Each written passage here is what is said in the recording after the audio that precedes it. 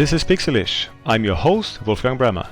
Today I'm welcoming my good friend Sebastian Kaul, a product innovation manager by profession and a designer at heart. We are talking about how PMs and designers can collaborate more effectively, that not only designers should consider the user experience, how empowering people makes them thrive, and more. It's great to have you on the show. We rarely talk, which is of course a joke, we talk all the time, but I really want to have you on the show because we used to work together at a company, I think it was in 2015 or 16 or so a couple of years ago. You as a product person, I as a designer, and what I really enjoyed working with you was that you as a product person are very passionate about design. And this is something I really value as a designer. And I know not every designer values these kind of things, but I do. And I would really like to talk with you about that today. Thank you, Wolfgang. So yes, it's a pleasure to share a few experience which we both may have shared. And I can just return the compliment. As you know, I'm passionate about the design. And if we share this passion and really want to create great things, then we can also create great experiences. Exactly. So what I sometimes find how designers and product people work is both of them have their own areas, right? Like product side, then design side, and then there's, of course, kind of a handover. And I find often, or unfortunately often, designers are of the type saying, hey, don't give me a solution, give me the problem. You know, designers want to create the solution themselves. Whereas product people also want to be involved in that, obviously, right? So I used to work with some product people like yourself and other people who are very passionate about design, who I enjoy working with. So we go into a room, we use a whiteboard, you know, and we sketch something, you know, or the product person starts, you know, draws, hey, I have this idea. I would like to pick your brain. How do you think we can solve this, you know? And then I enjoy doing these kind of sessions with PMs, trying to really dive in together and find a solution together, like really, truly collaborate. But I also see that, as I mentioned before, that other designers are like, no, I don't want to do that. I want you, dear product person, to write me a nice story in Jira. You know, it's like, oh, here's a description, pass it on to me, and I will deal with everything. So I really enjoyed working with you because you are one of the people who dive in and you jointly work with designers, which I really appreciate. But what is your thinking? Like, what do you prefer doing? What do you like doing? How do you do these kind of things you do? And how do you work with designers? Maybe let's take a step back right at the beginning. The reason that you may have perceived me with so much passion for design is that I consider myself a designer. But as a designer at a level where I really start with the problem and trying to understand the problems, challenging if that is really the true problem to be solved before even getting close to any solution or brainstorming. So I think that is also a role of the product manager. And this is where I encourage also designers to develop their skills to not just jump to solutions, which you can also see often, but to really challenge the problem and truly understand the problem, because only if you do that, then you can better solution. And that's why, yes, I am not a person who is throwing over the fence some documentation about either just the problem, having no clue about any potential ideas. I think a good product manager needs to know the product and needs then also to know what solutions are out there. So doing your homework makes you automatically going into an overlap with the product designer who's going to flesh this out and is collaborating with you both in understanding the problem and in developing the solution. Exactly. And how do you work? I mean, to me, that makes total sense. But I think it also works differently with junior designers and senior designers. So I've seen some junior designers who really need a lot of hand-holding, which is totally fair. I mean, they are junior designers to begin with. It's totally fine. But I've also seen senior designers who need some kind of like hand-holding to a degree, right? And I remember you mentioned something in the past that you sometimes prefer working with junior designers. Why is that? I learned to enjoy working with junior designers because I really appreciate their curiosity, their open mind. And sometimes that gets lost with senior designers who think they have seen it all and they're experts at their level. Usually when you run your 10,000 hours, then you learn a lot and that shapes your intuition and that's very valuable. But here, sometimes the judgment or an ego can get into your way. So juniors designers could also come with that, but usually they're curious. And here it's really about reading the people and understanding where they're coming from, what their motivations are. So having said that, I really like to work with those passionate young designers. It's a combination. So if the best team I've worked with came with the junior designer I hired and the senior designer I hired, because they really then could benefit from each other. Even the senior designer could benefit from the curiosity of the junior designer and maybe some crazy ideas and challenging the ideas of the senior designers. So you can see the passion sparks when they speak about the product. And so I think like that's a very good combination and adds a lot in diversity. There are some things with the junior designer which you have to accept. Obviously, they do not have the experience, and speed, for example, is determining factor here. That I've seen seniors designers coming incredibly fast to a solution, and also knowing where to innovate, where to invest into the design, and where not to reinvent the wheel. And it comes with experience a junior designer may not have. So it's a win-win situation to have junior and seniors in the team, I would argue. And that also benefits then the collaboration with the product manager.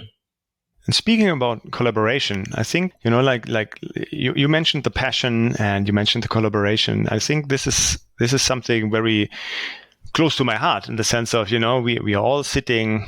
I mean, when we work in a company, we are all members of certain teams, right? Naturally, designers part of the design team, product managers part of the product organization, and so on.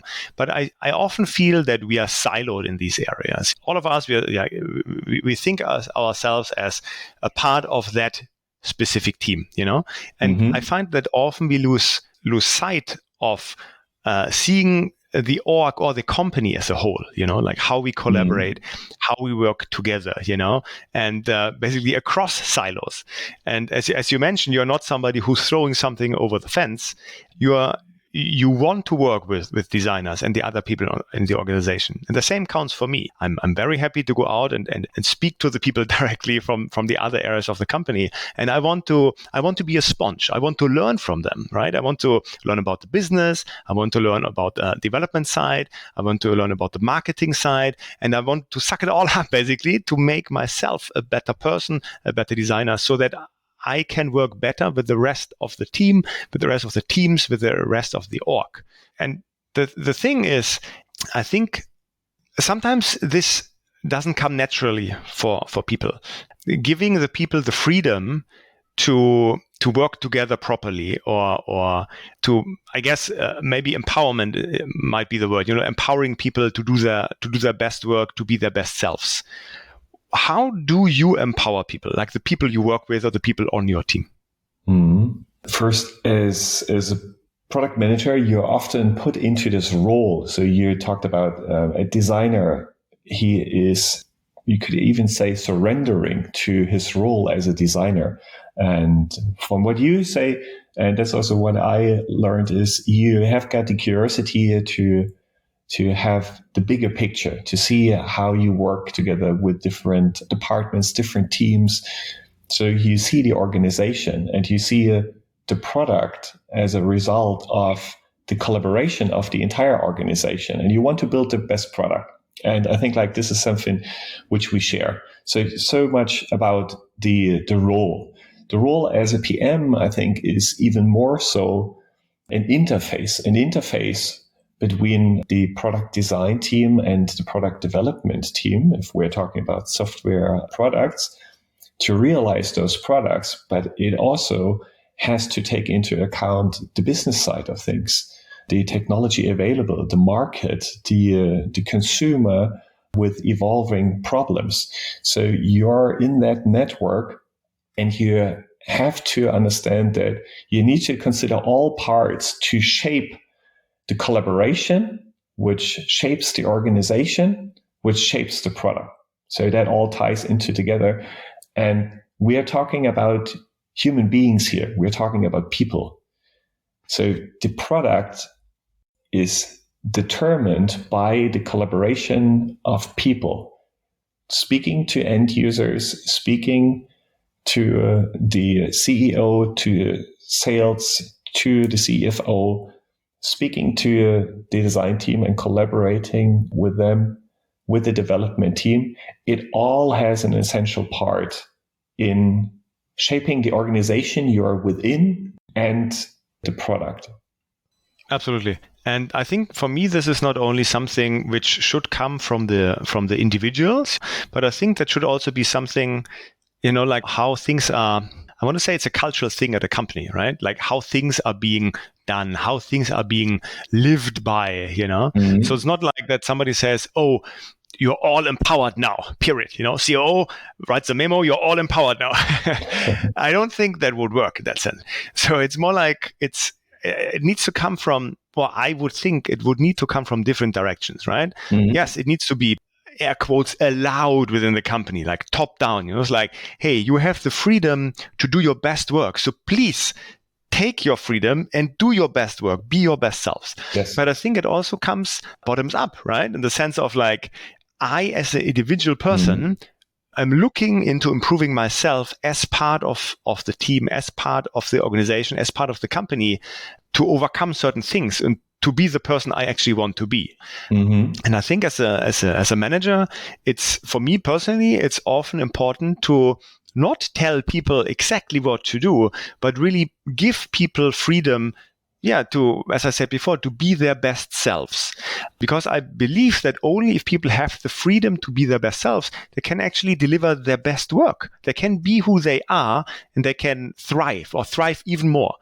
And usually it's situations when somebody comes and asks the questions that I don't tell them what they have to do, but more like almost like a counter question. It's like, what do you think you should be doing? Or when somebody presents a design, and I would basically ask, it's like, okay, it looks great, but how do you think this will scale? For example, I don't know, a drop-down menu, might work for 10 people, but if you're suddenly applying this for a company with 10,000 users, maybe it's not going to be the right pattern to use anymore, showing 10,000 people in drop-down menu. So gently asking these kind of questions, how do you think this will scale to 10,000 users, to make people themselves realize, that might not work basically, or maybe I should be looking for a better solution. And I think these kind of, the freedom we give people, just slightly nudging them back sometimes on track. Mm-hmm. I think this is not only something which should be practiced like from manager to direct report, but I think this is something which again goes across the boundaries, across the silos, right? And we were talking the other day about, it's like how design and product overlap, and I think this is important part of that, because yes, in theory, there's design like a circle, and there's another circle, product, and they're not sitting next to each other. They, in my mind, they overlap to a degree, right? That you can see, hey, and here's the overlapping part where it's not always very clear where does design begin / end, and where does the product side begin and ends. So I think it's a fluid thing. And it most likely also depends on the individuals who are working with each other. Do you have any experience in this area? Like, what is your thinking about that? Yeah, I think this is a topic which is very close to my heart. You started with empowerment and said then allowing people some freedom.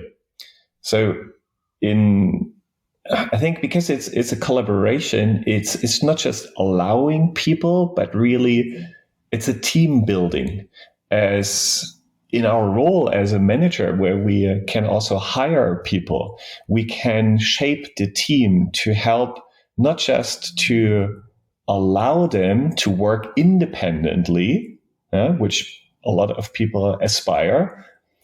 But I want to add something to empowerment, and that is more the enablement. So when you, for example, do not return an answer to a question, but you return another question, you challenge that person. You have their best interest in mind so that this person is enabled to reach their potential, to grow in the personal career, in the team, and then to transport this also to their colleagues collaborating, so that this spark of enabling people to develop and to grow will benefit then everyone in the team, in their organization, and then again it will trickle down to the actual product which is being used by users. And if everything goes well, then the passion, the happiness of everyone involved in creating the product is being felt by the end user, because they see that that is a smooth product and that has got some Easter eggs in it to make it even fun to use. Absolutely. I love those Easter eggs. Always fun to find. Which brings me to, it's like when we were working together, I enjoyed two things the most, I want to say. Number one, working with you was really fun and still is fun. And the other thing was, that we basically had a plain field where we could do something from scratch. Mm-hmm. Sometimes, and I have a friend who is a designer who told me a couple of years ago that actually for him, that is the worst. If he has like a blank sheet of paper and he has to start from scratch, he feels like there's not enough there to start from. Mm-hmm. It's almost worrying, Mm-hmm. But I think the position we were in, that we had something we could basically reshape or rebuild. Mm-hmm. I found this a very challenging, but also a very rewarding experience in the sense of, hey, we can kind of start from scratch, working on something we believe in, and we can make it as good as we can together as a team. And I think this is one of the memories I like looking back to, because this is something which you don't always have the opportunity to do these kind of things. But once you have this opportunity and you have the right people to work with, then all the passion we talked about earlier and the freedom and the empowerment of the people comes together with this opportunity to really build something. And this is like a memory I'm really fond of. Mm-hmm. Yeah, I'm totally with you, and I think you had like both. You had the existing product which needed a proper design, let's call it like that, because like we basically introduced design in the company as you built the design team and the department, and I encouraged that and took it to the development and into the new product. So this is the playing field which we had. And that's also why I started there as innovation product manager, because I have this curiosity and this drive to build new products which really can turn the needle, rather than innovating incrementally on something to squeeze out the last 2% out of performance of a product. Yeah? Both is valuable, but I'm more into innovation and that with the green field. And here, I also think it needs the type of people which we talked about, which come with, or who come with a natural driver and curiosity, and where you then really inspire each other. You can build up on ideas, versus people who we also know who are afraid of a blank sheet of paper and have got nothing to start with, and who may need more hand-holding. I've worked together with designers as well as developers who came to me and said, just tell me what to draw, just tell me what to do, and I will do it. But I don't naturally work together with people who need this kind of specification because I really like this bouncing of ideas, this collaboration, because I believe throwing something over the fence cannot be as effective, especially when you go into innovation. Absolutely. Yes. And I think this collaboration, as you mentioned before, I think this is key to building good products, because in the end, if you think about designers, or specifically using the term user experience designer, it's not that the user experience designer or designer overall is responsible solely for the experience. It's like, let's say product and development, they build something, then they hand it over to the design, and you now make sure it has a great experience. I mean, obviously that's not how it works. But, it's like we are all sitting in the same boat. We all should have the experience on mind, right? And when I think, for example, about the development or the engineering side, one thing which usually comes to mind first is loading speeds and how fast a tool or a piece of software reacts to input and all these kind of things, right? Which is a very, very strong part or very big part of the experience, because we all know how frustrated and how easily frustrated we ourselves being users will become when something doesn't work immediately, So I think this is something which I usually mention, like latency and loading times, that this is part of the experience. So we cannot just say, okay, let's build this, and then it's being built. But while it's being built, like while it's being engineered and developed, that this latency is being left out and like out of consideration, because it obviously cannot be. It's part of the experience. So we have to think about it. We have to build it in a way, and we have to architecture it beforehand in a way that we can build the best we can. So experience to me is like something which is not only in the design department, but it's something everybody in the company is responsible for the experience. We could argue, yes, some people might be more responsible and some people less, but it's not that some person is zero responsible, like everybody has their part in that. I couldn't agree more. I mean, as a product manager, you write functional and non-functional requirements, and among those non-functional requirements, you have got the response rate. And we all know from Google that if the search results are not returned within a few hundred milliseconds, then you drop off because your user experience is disturbed. So it is crucial, and yes, a lot of designers may see that, but it's considered the job of the PM to specify this requirement, and then it's the job of the development team to make it work this way. But at the end of the day, it's a collaborative effort. Everyone has to see that.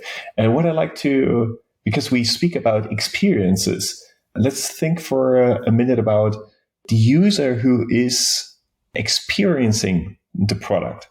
And the connection here, like the least collaboration between the user or the least feedback from users is going to the development team. This is changing with agile development, where the teams become more independent, and also the user feedback truly trickles down to the development team, and the development team now includes designers, so that this team truly becomes independent. But I want to emphasize that it's still the designer and maybe the role of the product manager, as I see it, to really stay in touch with the users and the customers who experience the product, to learn from that, to take the iterations and to take that knowledge back into the machine room, and then to improve the product. So experience is shaped, yes, and a lot within the design team. And we learned that performance, for example, shaping the experience, is being perceived by the end user, but that loop needs to be closed. So the developer needs to basically feel, if they are not using the product themselves, through the feedback from the users, how the product really needs to improve. Yeah, exactly. I remember when I was working at Nokia, we had the demand from Peter Skillman, back then VP of design, that anything we were building had to be user tested and go through user research beforehand, before being able to ship. That was written, it was set in stone, basically, you know? And if you didn't do that, you could not release. And in the beginning, I thought that's really draconian, you know? But it made sense, you know? How can you ship something you haven't even researched or tested, you know? And not even that. I mean, in my brain, it's like, yes, you can put as a requirement and it goes on the checklist at the end kind of thing, you know, like if you want to be very, I don't know, like that, like very by the book. But I think much more what it teaches the people is, look, if you don't get this check at the end, you can't ship, you know?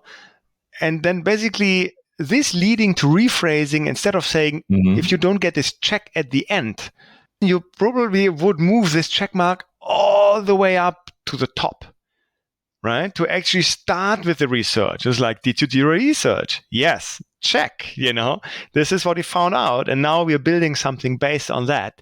And then at the end, we test it, you know, and then when we are satisfied, then we can actually ship. And I think these kind of things, they seem, I mean, it depends on the company, right? For a designer, it seems quite logical. Things should be researched and tested before building something, because everything else is most of the times a waste of money and a waste of overall time and resources. But of course, there are still situations, especially in smaller companies, where, well, sorry, but we don't have the budget or the resources or the people or the time, right? So sometimes you have to do something without being able to test it. And then what do? You test with the people within the office, right? And of course, they are not really the users, but you get some kind of feedback. It's valuable to a degree, I would say. It, of course, always differs who you're talking to and who your actual end user is.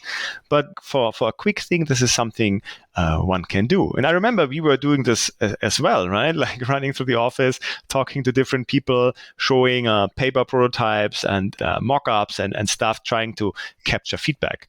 Yeah, but there's only so many things you can do, you know? And I think we also agree that sometimes people can be very opinionated, right? I mean, everybody has an opinion.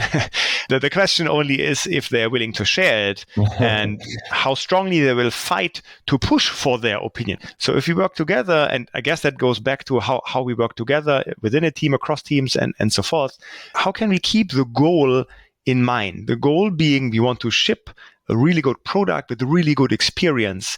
And we want to empower the people and give them the freedom to do their parts as part of this big puzzle, basically. But how do we do this best? Yeah, I would say let's return to think about the people. I think it's naturally you would have, if you go with an open mindset and if you go with respect into a collaboration, you can really follow through on building the right product. So it needs to create this environment in order to create a great product. And if you have an open mindset, that also translates to listen, not just within the organization, but also to users. And you don't want to burden your live users testing a new product, which is maybe at an alpha or beta stage, because it hasn't been tested properly. You want to find your test users first, see that you can make people really happy with the product before you get it into the market and in front of lots of users. And I mean, it fires back, and sometimes we have seen it fire back where, despite some testing, it wasn't sufficient. We saw, okay, people still had problems using the product. So again, it's a mindset, and it's people building those products, and to get this feedback. Obviously, I cannot agree more. You need to have that user feedback. I think it's a myth that Apple builds it without any user feedback. It also depends on the product itself. If naturally you have got lots of people in the organization who can test it themselves, then that's a good start. That's a good way to start testing your product, compared to a product which hardly anyone can actually use within the organization, because you're screwing around with some interfaces which are required in a nuclear plant. So you don't want to blow up things there, definitely. So it's my take on the user feedback, which is so important on the product and the mindset of the people and the teams in the organization, which leads to that. It needs to have this acceptance. And here we are in the topic about, is this a bottom-up revolution, or is this really a mindset enforced by a management or maybe the CEO, as in your case, who is saying we must have that research, otherwise we are not going to ship the product. Yes, and working with user research teams, I think there's also a situation, or can be, hopefully not, but can be, where passion comes to the surface again, right? Because the designers and the PMs, they work on something, they design something, and they want the research team to test something, and maybe the research team is not happy with what has been prepared or how it has been prepared, or maybe the results of the test is not what the designer and the PMs hope for, right? I mean, that is why we are testing something. That's why we are doing the research, to see if that what we are designing, what we are building, actually makes sense. But often it's like, when you're behind this glass wall and you're watching a participant use your product for the first time with all the cameras around, and you see that they don't know what you want them to do. This is a very frustrating feeling, which, by the way, I think developers and all these other people who are not designers, not researchers, they should always participate and look how people actually react to the software or the prototypes they're using. But anyway, I think that there will definitely be a lot of passion involved. And there can be, of course, when there's passion involved, that can lead to conflict, right? So people are passionate about something, as we established earlier, and then people can clash. Different opinions, passionate people discussing stuff, maybe turf wars, designers and PMs overlapping their work. How do we deal with this? Yeah, I mean, absolutely. And everyone knows, working in that field, that everyone has their opinion. Some people have a bigger ego than others, and it's required by a designer to be passionate about their profession and to really create the best product they can possibly imagine. So this passion obviously can also get into the way. So it's a soft skill a designer, a PM, and even developers should develop, to start with themselves with an open mindset.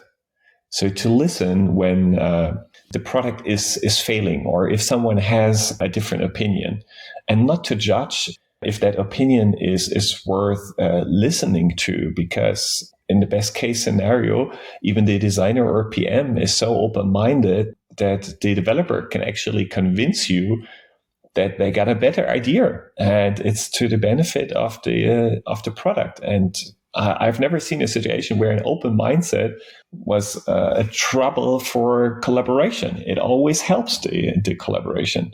So I love to say open mindset is starting with yourself, having baby steps towards this, which can then also inspire again other people to adopt this open mindset for a better and happier place to work with. I mean, we're most of the time at work, and we want to create an environment where we are not just creating the best product which we can imagine, but where we also like to spend our time and live our life.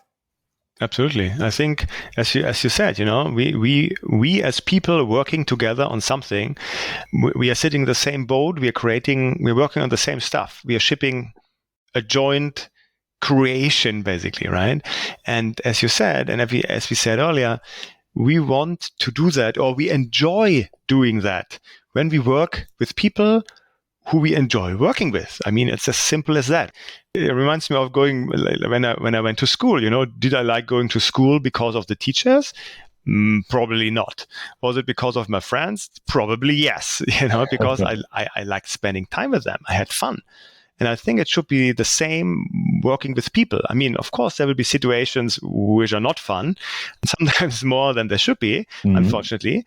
But a driver for me is I want to work with smart people, with great people, with a diverse group of people I enjoy working with, people I can learn from and better myself. And I would be glad if other people would feel the same way, that hopefully I will be able to help them, and maybe they can learn one or two small things from me as well, but in a way that we actually fully collaborate. And as you said, it's like the open mindset is very important to that. I have experienced people who join a new company, unfortunately often designers, who then basically say, oh, I don't really care what you did the last couple of years you all were working here. I know better, and we're going to do it like this going forward, To me, this is mind blowing, This is like, to me, this is totally the wrong approach. For me, it's like, I want to go in, I want to learn from all the smart and wonderful people there who spend the last couple of years of their lives to pour the energy and passion into a product. And I do not want to basically have the audacity to say, you don't know what you're doing, let me handle this. I want to learn from you. What have you done so far? What has worked? What didn't? And if something didn't work, why didn't it work? And when something did work, why did it work? I want to learn from all these people and then basically jointly work on something together to create a great product with a great experience together. But I understand that is not always possible. People are all different, which is good and bad, depending. And we have to find ways how we can work together, which I guess goes back to what we said earlier, when we said there's the circle of the designers area they work in, and there's the circle symbolizing what the product manager is working on. And then if they start overlapping, where do we do the handovers and who's really responsible to what step? I think it cannot, like in theory, yes, it's very clear, design, product, blah, but we probably all know that in reality, that's not how it works. And it's not necessarily only a thing, I would say, for the company these people work at to define what are the responsibilities of product managers and designers. But it very much also, at least in my experience, depends on the individual people. I have worked with many designers and many product managers in different companies. And of course, everybody is different. Some people have are more or less passionate about things. Some people have a more or less business-oriented way of thinking or approaching things, and all these kind of things. So I think it always differs how we as designers and PMs and devs work together, how much something overlaps, how much we enjoy that things overlap or not. Yes. And again, we keep coming back to a mindset where you forget about your own ego. You have got the best intentions for everyone around you, which can then really spread through the organization. I mean, that sounds very abstract because it sounds like every organization should have a coach trying to establish this open mindset as a culture in order to help also the organization to grow healthy and to have the best products. Absolutely. I think coaches and mentors generally for people are wonderful. It would be really interesting to see how that would work for a group of people. Almost sometimes during offsites, we have somebody there who does, I don't know, the marshmallow challenge from Peter Skillman, something like that, to somehow help bond people. But I would be curious how that would work on a company scale. Maybe there's something like this. Maybe I should search the web for that. That would be really interesting to know. Yeah, and in absence, I mean, if you're lucky to have a budget for that, and if you have supporters to really bring in those people, if I mean, there's always room to improve in your organization, even if you work in a wonderful place already. But then it's a soft skill of people who then hopefully are also in a position to hire the right people, to hire people with open mindset, who can then inspire those other people and then in the entire organization. Absolutely. So team building is incredibly important. And I have a day or two experience working with investors or business angels and trying to understand their mindset and what's crucial for them to make an investment. And yes, of course, it's the product and it's the market, but they would never invest into a product idea and a market if they do not believe in the team. And it's not just about the skill set of the founders with the hard achievements they may have had, but also the soft skills, including if they are being considered to be the people who can build teams which shape the organization, which enables the organization to actually build the product and make this a success. So it all goes together, but it always boils down to the people and an open mindset. Absolutely. And as you said, hiring the right people, I think that is very clearly hiring the diverse team of people from all genders and from all backgrounds, and cultures, ages and everything. I think this is really important because, at least in my experience, only then you can create a team, create an organization, create a company where all these influences come together from all these different people with all their different backgrounds.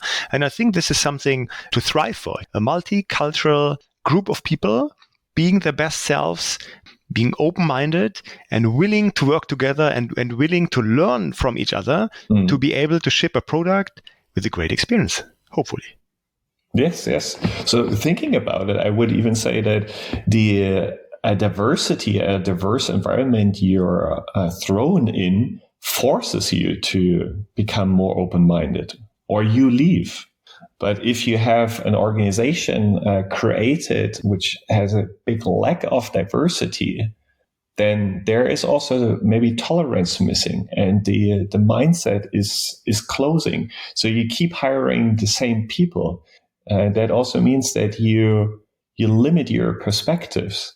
And I've seen organizations basically corrupting themselves because they hired too much of the same kind of people and didn't enforce enough or nurtured enough the open mindset and the diversity to really create a healthy and sustainable organization. So that should be something in the genes of the organization to really ensure that it is a sustainable collaboration of people. Yes, absolutely. You're absolutely right. Maybe come back to the fun parts of our collaboration and the experience which we shared, because I feel like we are going very philosophical here, and I might come across very serious, but I think there was a lot of fun and happiness when we worked together, and the joy which comes by having a solution created because you feel you understood the problem, and then the joy or the satisfaction which comes when you then actually can give this product to users and it's well perceived. I think to transport this success and the positive emotions in the team is also an aspect which we should mention here, which affects the designer as well as the product manager as well as the developer, and is not limited to any bonus or recognition which you may get in the organization, because it should be an intrinsic motivation to do that, because otherwise something is going wrong with a person, with the team, with the organization again.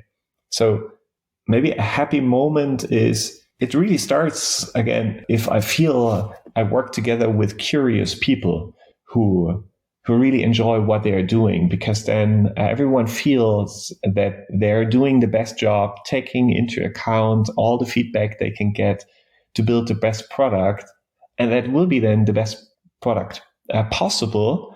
And it will also help everyone in the team to grow and to really learn something and to reach their actual potential.